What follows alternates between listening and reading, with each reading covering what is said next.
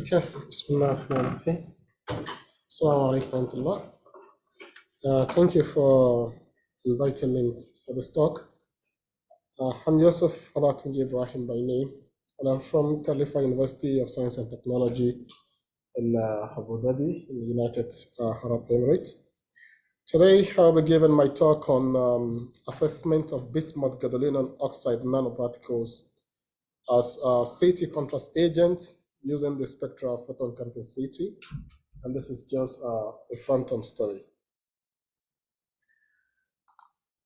To start with, it's not new to us again that cancer is a very complex and heterogeneous disease that is accounting for millions of deaths every year globally.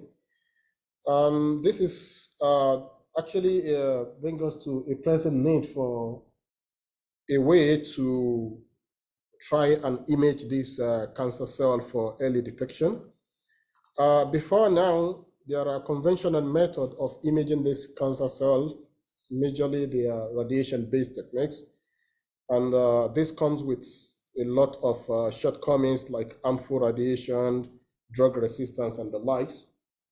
But the birth of nanotechnology has actually provided us with the opportunity to engineer the physiochemical properties of nanomateria that can be used for image enhancements, faster diagnosis, decreasing the radiation exposure, and most importantly, this nanomateria can be used for multifunctionality, and they can also be combined with the conventional existing therapies.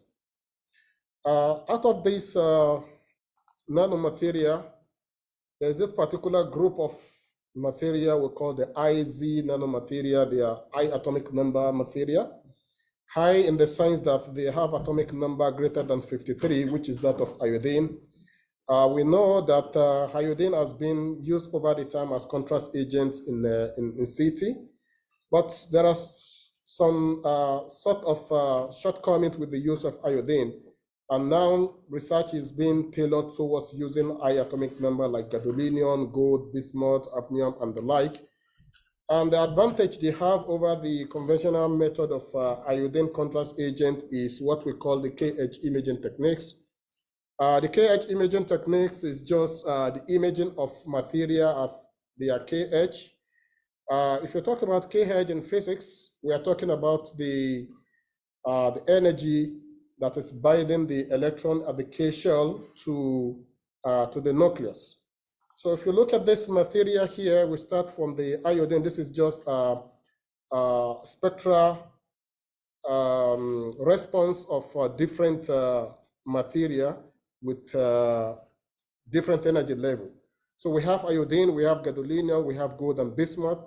If you can see from this red spectra, we can see that iodine has a high attenuation at around 30.2 kilo electron volt, which is the KH of iodine.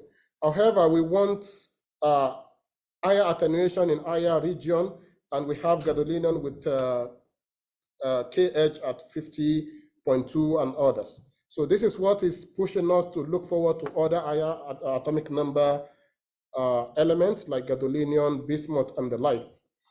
So for the methodology, basically in this research, we are doing three things. We synthesize this nanomateria, bismuth, gadolinium. Not only bismuth, we are also synthesizing gold and others. After the synthesis, we characterize them using various characterization techniques to check their size, their crystallinity, and the likes. And after that, we check their attenuation property using spectral photon counting CT. The spectral photon counting CT device we use is called the mass CT scanner.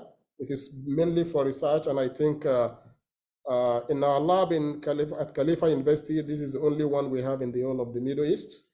We are practically using it for the Masters in Medical Physics at Khalifa University and PhD as well.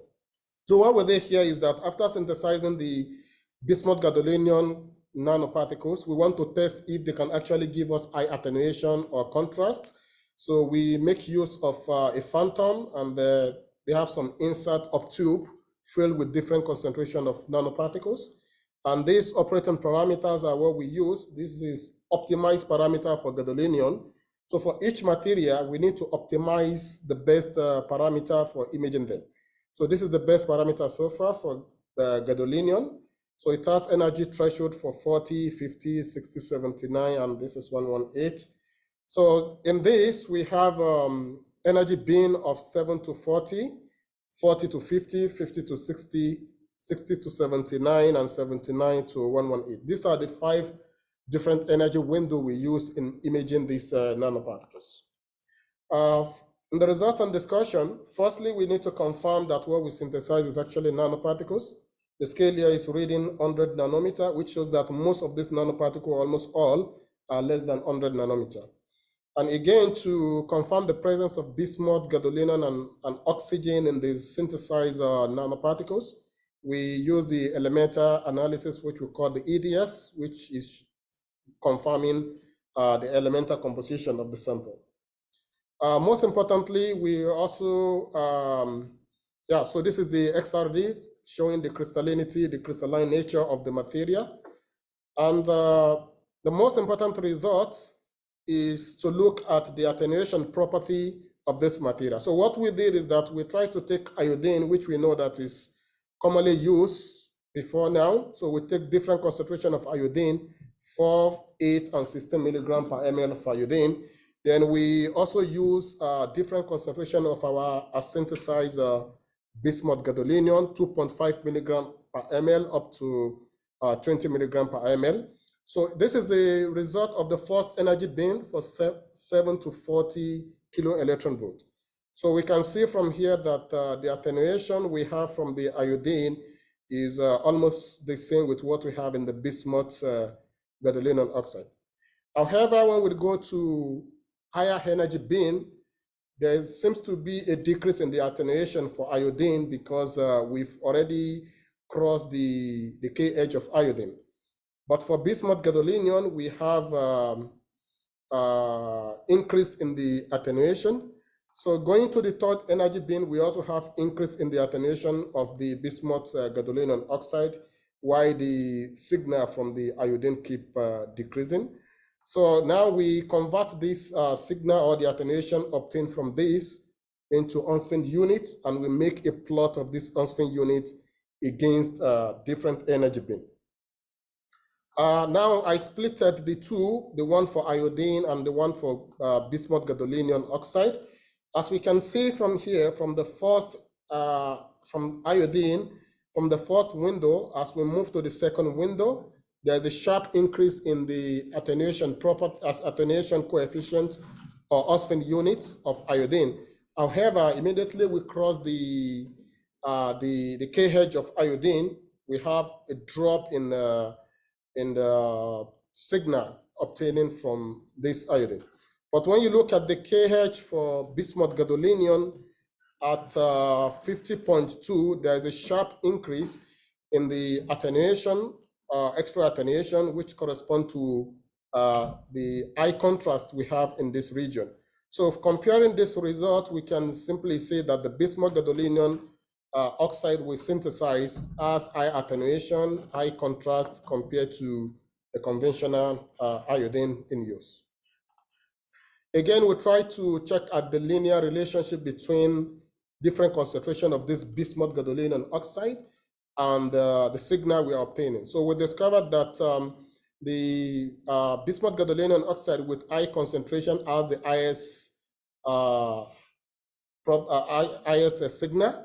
However, when we decrease the concentration, there's a decrease in the amount of signal we obtain from all different concentration of the nanoparticles. So similarly, we try to compute the contrast to noise ratio, just as we have in the case of the Onsfield units. This also follow a similar trend or the same trend per se.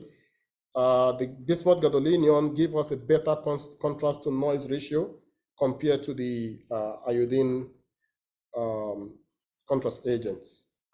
So on this note, we can simply say that the bismuth gadolinium oxide nanocomposite we synthesize has the potential to increase the contrast, even if we are using it to detect a tumor in the cell, using the spectral photon intensity. And this is taking the advantage of what we call the K-edge imaging. This K-edge imaging techniques is one of the advantages that the use of high atomic number nanomaterial contrast agent have over the conventional iodinated contrast agent. Thank you for listening to the presentation.